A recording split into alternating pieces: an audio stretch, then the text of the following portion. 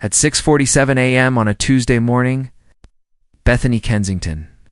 Wright made a $2.3 million mistake that would result in an 8-year federal prison sentence.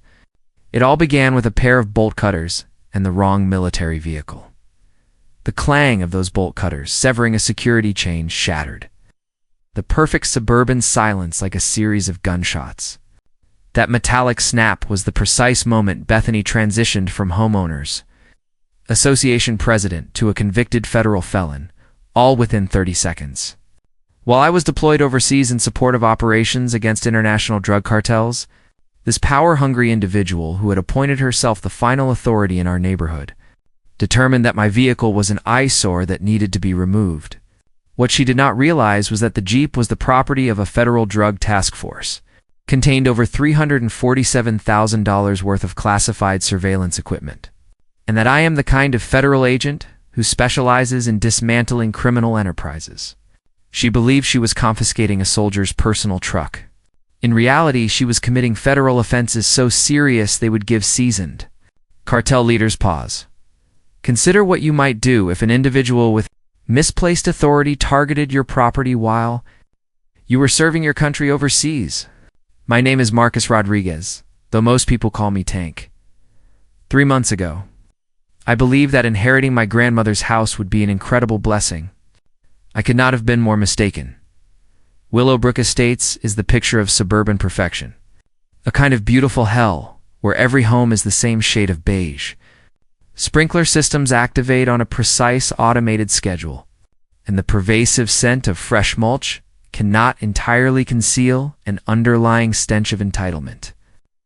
The HOA dues were $150 each month, officially, for the maintenance of community standards. In practice, this meant we were paying a person with an inflated sense of power to make our lives difficult.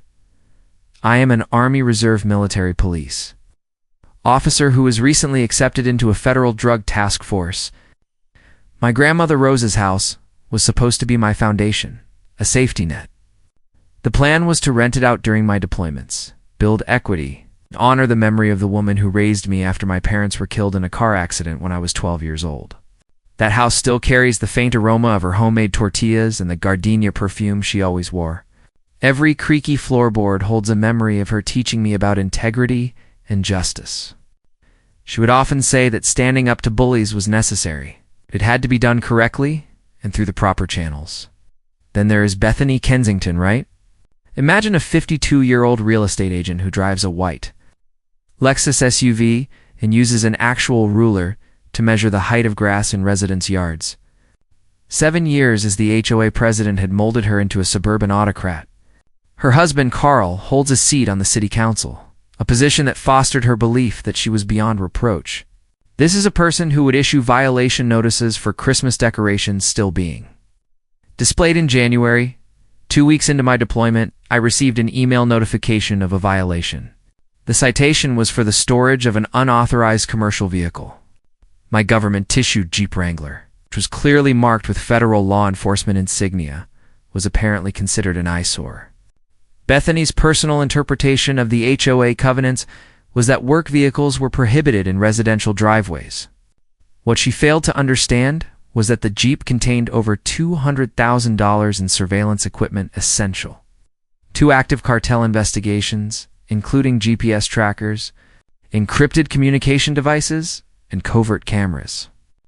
This was all federal property, and its relocation required explicit departmental authorization. The violation came with a fine of $50 per day, accumulating while I was serving overseas.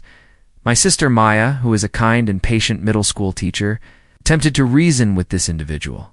She drove to Willowbrook to explain that I was deployed, provided copies of my official orders, and even offered to cover the Jeep with a tarp to mitigate any aesthetic concerns.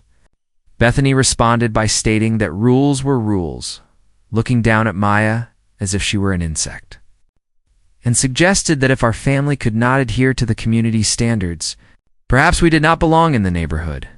I can still recall the sound of Maya's voice cracking with emotion during a phone call from our grandmother's kitchen. She explained that Bethany had threatened to place a lien on the house, and had hinted that her husband's connections at the school district could impact Maya's teaching position. Maya began to notice a pattern. The Johnsons, a family with a Marine veteran, had been cited for a motorcycle deemed excessively loud. Sarah Martinez, a Navy spouse whose husband was deployed, was fined for garden gnomes that were considered unprofessional. It appeared that every military family in Willowbrook was being systematically targeted. The critical detail was that these violations were entirely fabricated.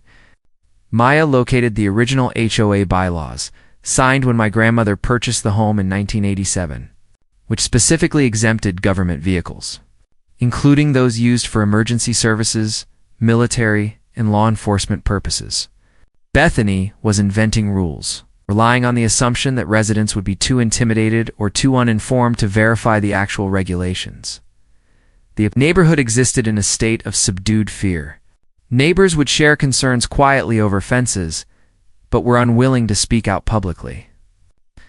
Bethany had cultivated an environment where challenging her authority meant becoming her next target.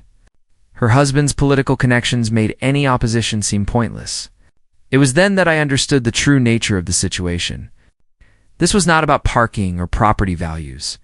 It was an organized campaign of harassment against military families, enabled by a corrupt HOA board operating under a veil of political protection.